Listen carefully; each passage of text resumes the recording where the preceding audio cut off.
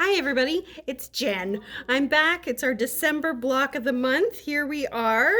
This is the one that I did. I hope you like it. It's nice and bright, matches my sweater. Not that you can see it, but it's It beautiful, does just match like your the sweater. pink. Anyway, it's my happy place. Okay, so this block is lovely. I really enjoy doing this block. It has all kinds of elements that we've already conquered, and I'll just explain it to you a little bit. So this one is our square in a square. So if you remember, a couple of months back, was it October, I think, we did a square in a square, and this is the same idea. So it's just a little bit bigger. We also did half square triangles like crazy, so that you have lots of half square triangles. And this month, the new addition is flying geese, which is this. Okay, so it's a triangle in the center and then two triangles on the outside. So that's one block. So this is the new one that we're going to learn this month. The other thing that they introduced in this month's block is making half square triangles out of triangles.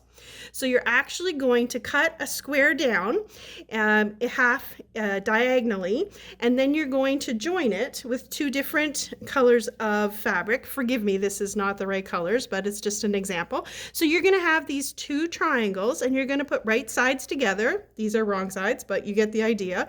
And then you're going to sew down the side. And then once you're done, you'll have your half square triangle like that. So that's what it'll end up looking like. So when you get that, it's oversized. So you're going to need to trim it back. So if you remember, we did this with our Tucker trimmer.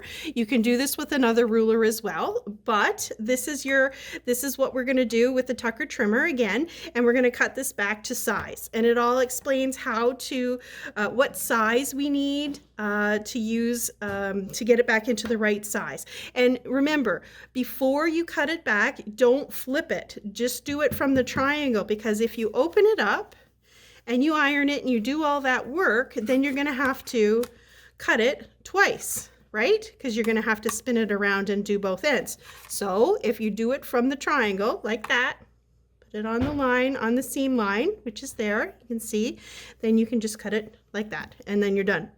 So that's really easy.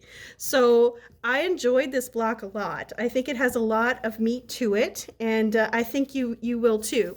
So this is the instructions for this month. So our first thing that we're going to look at is doing the square in a square, which is what we did before.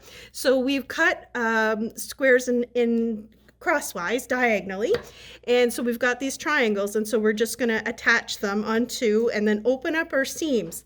Now, one thing I wanted to suggest is that when you do this, that you open up your seams wide like this and open them like that for less bulk. Okay, and you also need to make sure that there's no hanging things on the end here, so you'll cut those off as well. Okay, because it'll make it easier when you attach the second set of triangles here, that there's nothing hanging down on the edges. Okay, that's a good tip, and it also decreases bulk for when you go to quilt it at the end, right? So they've done it twice. So here's your first triangle, square in a square. And then you're going to do it again with the bolder color, your accent color, okay? Same idea. Make sure you cut off the tips and then go on to the second one. So the final one is going to be 8.5 by 8.5. That's a pretty big block, so that's really nice. So once you're done that, you're going to move into your flying geese. So this is something that you either love them or hate them. I have a friend, and I'm not naming any names, Krista, but she hates doing flying geese, and I like them. So this is for you, Krista. Okay, so basically what you're going to do is you're going to have a 4.5 by 2.5 inch rectangle, and you're going to take these 2.5 inch squares and draw a diagonal line across them. Now make sure that you use a friction pen or a chalk, something like that, that won't bleed through into your fabric once you iron it, okay? Because if you use a regular big pen, it might come right through. Ask me how I know. Now you're going to put this right onto your 4.5 inch rectangle, and I want you to be fussy about where you put it so that it lines up exactly on your corners. And this is the issue, ladies and gentlemen, is that you have to make sure that it's perfect. So when you cut them, be very careful, 2.5 by 2.5. 4.5 by 2.5, so that it's exactly right when you put it on. Now, I suggest that you start here and sew this way in order to get that point perfect, because what you're going to do is you're going to sew on that line all the way across. Now, I did a demo so you can see. So this is what it's going to end up looking like, right? So you have flaps on this side and flaps on this side. So your next step is actually to just cut it. And so what you're going to do is you're going to cut the outside triangles, and you can do this with your rotary cutter. I'm just doing this for the grace of television. Oh yes. So now, so there you go. So now you're going to have that cut. So now you're going to take it over to your ironing board. And something that I want you to think about when you go to press your seams out is that you should do an initial press just like that on the seam line so that it sets in your stitches, okay? This is something that I picked up along the way, and it makes a difference. And when you do it, you'll see that they plunk in there better. Then I want you to open it up, and you're going to, if I can do it myself, my fingers aren't working. Here we go, there. So then you're gonna iron it out like that, okay? So in the end, you're gonna have this. So that's what you're gonna have. So then the next step is you're going to take this and you're gonna put it across. See how it goes across that corner there? So that, and you have to line this up again really nicely, or you're gonna have it all wonky. All right, and then you're going to sew across that line again.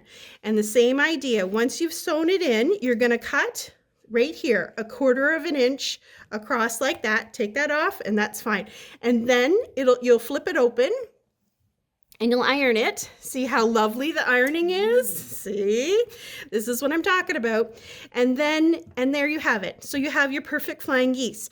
Now, sometimes you'll notice that if your cutting is off or your stitching is off, if you didn't get that perfect point up here, you'll see that this is, not in line. It should be straight like that. So you can make sure that you have your 1/4 inch there, and that's the most important part.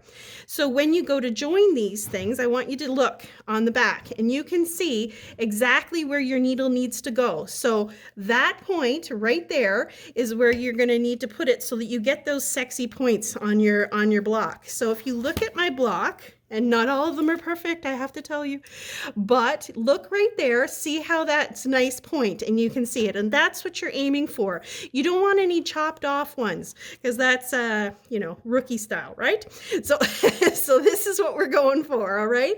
That one there. And yeah, so then after that, you're going to join up the other half square triangles on the sides, and then the blocks, and then anyways, it turns out to be a really great block. Now, if you have trouble with your flying geese, because it is hunting season, we do sell the wing clipper, and it's a wonderful tool. And again, you will use this one all the time. I'm not going to demonstrate it today. I'm just letting you know that it's here, and it's actually on sale for you guys because it's a Quilt Club, and they're $59.99 plus your 20% off. So that's a pretty good one. And again, this is a standard tool that you will use all the time. Yeah, so that it's not one that it's a one of. But anyways, so that's December. Go hard, ladies, quilt on, and we'll see you in January. Bye.